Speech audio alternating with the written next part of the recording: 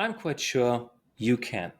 Because discipling someone has a lot to do with going alongside throughout his everyday life.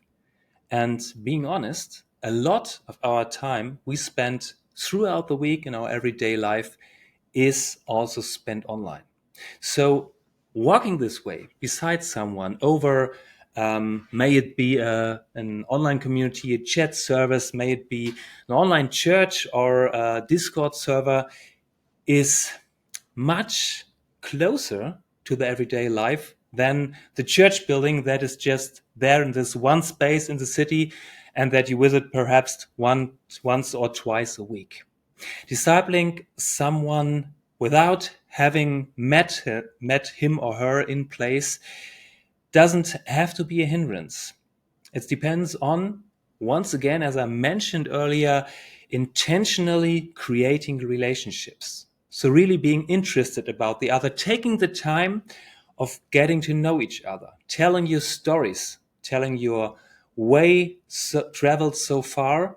And for you as a discipler also having made up your mind of which way you want to go with this person, having in technology speaking, the marketing funnel, how to guide the person from perhaps hearing about Jesus or re-engaging with Jesus up to taking the next step to starting to invest themselves into the kingdom of God, into really growing in maturity in their faith and multiplying what they has been presented as a personal present. So yes, you definitely can disciple people online, although you haven't met them yet. I'm thinking, for example, of let's call her Christina. Christina was met one of our online missionaries here in Germany who was especially focusing on chronically ill and worn out women. And they both met in an online community on Facebook, and our online missionaries started discipling her, started caring about her, about talking about what her everyday needs were, started praying together with her, started reading the Bible together with her. And it was such a wonderful moment when, after a couple of months, I had the privilege of welcoming this woman as one of the members of our digital church plant.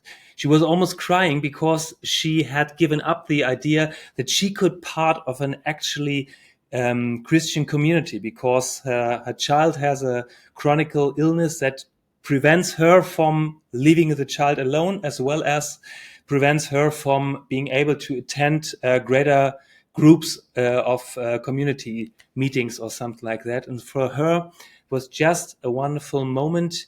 And it was a result, an outcome of a path walked together in digital discipleship. So take your steps. Make up what the way you want to guide people in discipleship is. Be intentional, be personal, and keep up with the people making their steps towards Christ. Choose a space you want to meet them in. Choose how to connect in their everyday life and to walk your way with them. And never stop praying for them, because discipling someone without being in prayer together with them would just be short-minded.